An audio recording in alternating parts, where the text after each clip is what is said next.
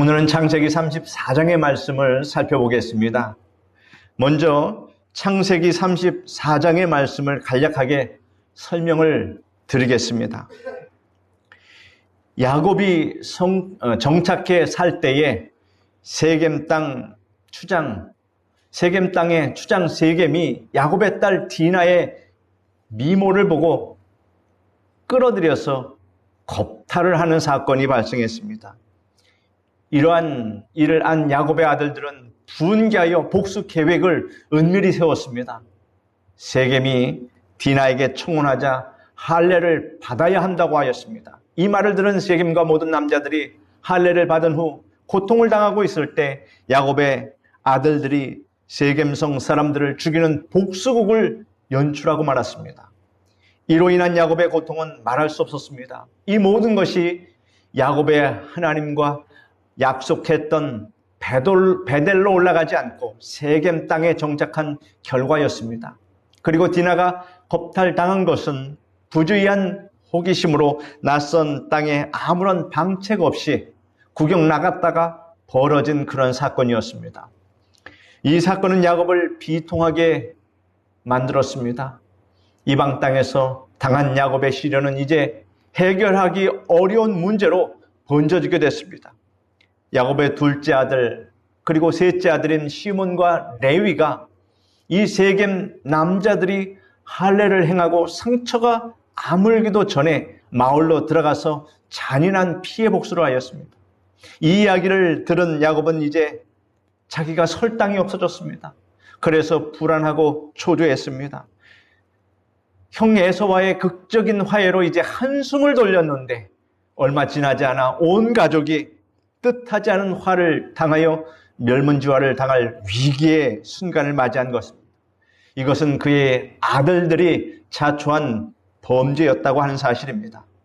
자, 이제 본문에 들어가서 1절에서 17절 말씀을 같이 읽겠습니다.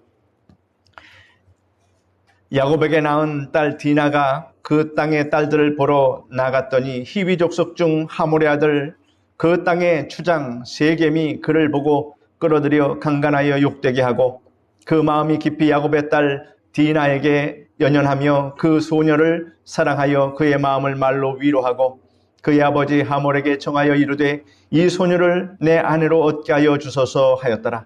야곱이 그 딸 디나를 그가 더럽혔다 함을 들었으나 자기의 아들들이 들에서 목축함으로 그들이 돌아오기까지 잠잠하였고 세겜의 아버지 하몰은 야곱에게 말하러 왔으며 야곱의 아들들은 들에서 이를 듣고 돌아와서 그들 모두가 근심하고 심히 노하였으니 이는 세겜이 야곱의 딸을 강간하여 이스라엘에게 부끄러운 일 곧 행하지 못할 일을 행하였음이더라.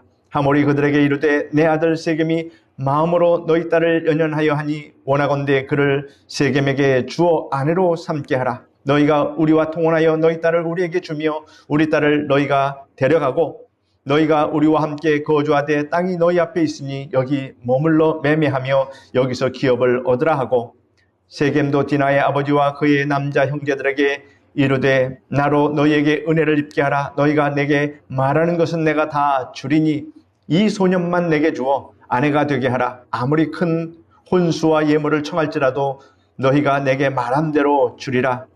야곱의 아들들이 세겜과 그의 아버지 하몰에게 속여 대답하였으니 이는 세겜이 그 누이 디나를 더럽혔음이라.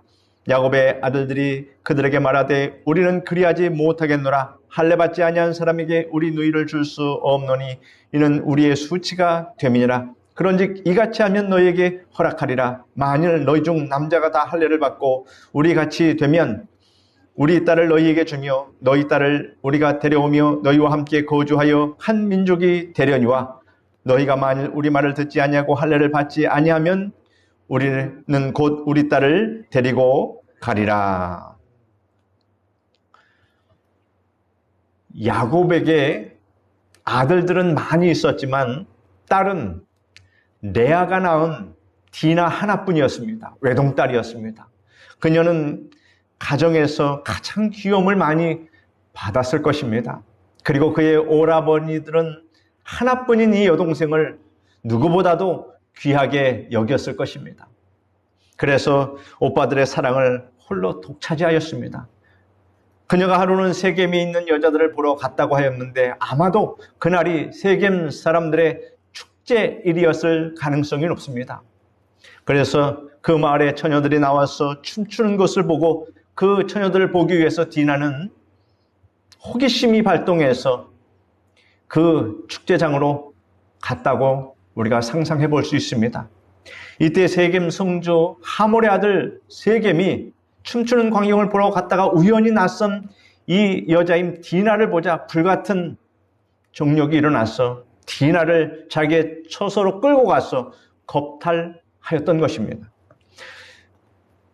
축복받은 하나님의 선민의 딸로서 우상을 섬기는 이방인 추장의 아들에게 이러한 봉변을 당했다는 것은 참으로 수치스러운 일이요 야곱 가정의 큰 불행이 아닐 수 없었습니다. 가나안 땅에 거하는 히위 족속의 추장 하몰의 아들 세겜이 야곱의 딸을 비록 겁탈하였으나 그를 심히 사랑하는 마음이 생겨서 디나를 위로하고 자기의 아비 하몰에게 청하기를 저 소녀를 아내로 얻게 해달라고 그렇게 말했습니다. 야곱은 자기 딸 디나가 겁탈당하였다는 소식을 들었으나 자기 혼자서 어떻게 할 수 없어서 들에 나간 아들들이 돌아오기를 기다리고 있었는데 그 아들들도 이 소식을 듣고서 돌아왔습니다. 그러자 하몰이 그 아들 세겜과 함께 야곱을 찾아와서 청혼을 하고 우리와 함께 이곳에서 살자고 하였으며 그 아들 세겜도 야곱과 그 아들들에게 간청하기를 이 소녀를 내게 주어 아내가 되게 한다면 무엇이든지 청구하는 대로 우리가 다 수용하겠다. 이렇게 말합니다. 야곱의 편에서 또 생각해 보면 이미 딸이 더럽혀졌으니 그렇게밖에 할 수 없다고 생각할 수도 있습니다. 그러나 만일 이렇게 된다면 이방인과 통혼을 하게 되므로 하나님께서 거룩하게 구별한 선민의 자격과 축복을 상실하게 되고 마는 것입니다. 오늘날에도 사탄은 성도들에게 이와 같이 어차피 이렇게 된 거 좋은 것 아니냐 하고 타협하자고 하는 것을 잘 분별하지 않으면 안 됩니다. 무엇을 선택할 때 항상 하나님께 기도하고 하나님의 뜻을 먼저 구해야 되는 것입니다. 야곱과 그의 아들들은 이러한 막중한 사건을 당하였음에도 불구하고 하나님의 뜻을 묻지 않고 자신들의 분노에만 충실하였던 것입니다. 야곱의 아들들은 세겜 부자의 그 청혼에 한 가지 계책을 세우고 그들에게 제안하였습니다. 우리는 너희와 통혼할 수 없는 것은 우리는 할례 받지 않은 사람에게 누이를 줄 수 없다. 그러나 너희가 만일 우리와 같이 할례를 받는다면 우리가 서로 통혼하여 한 민족이 되겠지만 그렇지 않으면 우리 누이를 줄 수 없다. 이렇게 조건을 제시했습니다. 그러나 이것은 저들을 속여서 그들이 할례를 받고 알아 누워 있을 때 그들을 쳐서 누이의 치욕을 보복하고 누이를 데려오자고 한 계책이었습니다.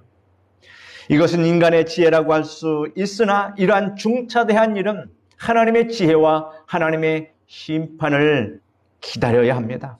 원수를 갚으려면 원수 갚는 일을 하나님께 맡겨야 합니다. 하나님께서 불의한 자를 심판하실 때 실수가 없으시며 완벽하게 그 원수를 갚아주십니다. 그러므로 원수 갚는 것을 하나님께 맡기는 것이 가장 지혜로운 선택입니다. 여러분들이 악한 자들이 하나님의 심판을 받도록 기도하실 때에 특히 나라를 위해서 기도할 때 여러분 이렇게 기도하시기를 바랍니다. 악한 자들이 나라의 권력을 잡지 못하게 하시고 저들의 거짓 선전선동이 자신들의 함정이 되게 하시고 자승자박이 되게 하시며 저들의 모든 수치가 드러나게 하셔서 모든 국민들이 깨우쳐 악한 자들이 이 땅에 발붙이지 못하게 하소서. 이렇게 기도하시기를 바랍니다. 악한 자들이 이 나라를 장악한다면 그 피해는 당장 우리에게 닥쳐온다라고 하는 이 사실을 우리는 잘 알아야 합니다. 그러므로 세상을 정확히 하나님 말씀에 근거하여 성령 충만하여 영적인 분별력을 갖고 세상을 우리는 바라보아야 할 것입니다. 하나님은 성도들의 기도를 통하여서 악한 자들을 멸하십니다. 야곱과 그의 아들들이 이와 같이 원수 갚는 것을 하나님께 맡겼다면 야곱이 이렇게 난처하지 않았을 것입니다. 18절로 31절 말씀을 같이 읽겠습니다. 그들의 말을 하몰과 그의 아들 세겜이 좋게 여김으로 이 소년이 그 일을 행하기를 지체하지 아니하였으니 그가 야곱의 딸을 사랑함이며 그는 그의 아버지 집에서 가장 존귀하였더라. 하몰과 그의 아들 세겜이 그들의 성읍 문에 이르러 그들의 성읍 사람들에게 말하여 이르되 이 사람들은 우리와 친목하고 이 땅은 넓어 그들을 용납할 만하니 그들이 여기서 거주하며 매매하게 하고 우리가 그들의 딸을 아내로 데려오고 우리 딸들도 그들에게 주자. 그러나 우리 중에 모든 남자가 그들이 할례 받음 같이 할례를 받아야 그들이 우리와 함께 거주하여 한 민족이 되기를 허락할 것이라. 그러면 그들의 가축과 재산과 그들의 모든 짐승이 우리의 소유가 되지 않겠느냐.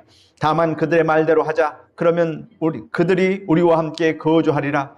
성문으로 출입하는 모든 자가 하몰과 그의 아들 세겜의 말을 듣고 성문으로 출입하는 그 모든 자가 할례를 받으니라.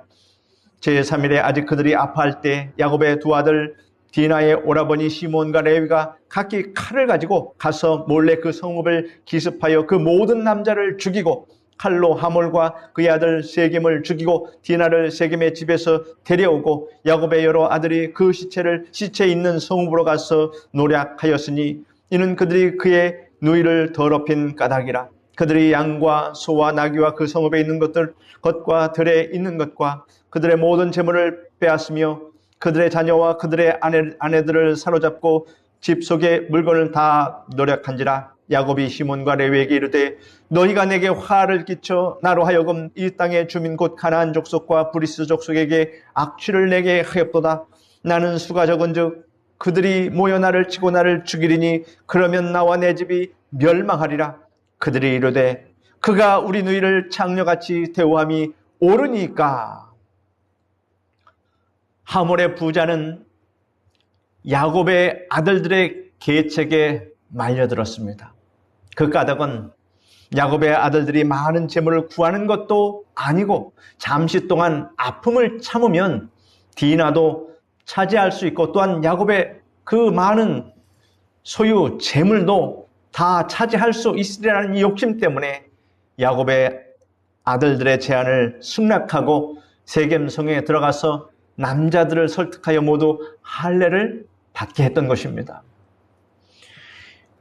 22절에서 23절에 보면 이렇게 기록되어 있습니다. 그러나 우리 중에 모든 남자가 그들이 할례 받음같이 할례를 받아야 그 사람들이 우리와 함께 거주하여 한 민족 되기를 허락할 것이라.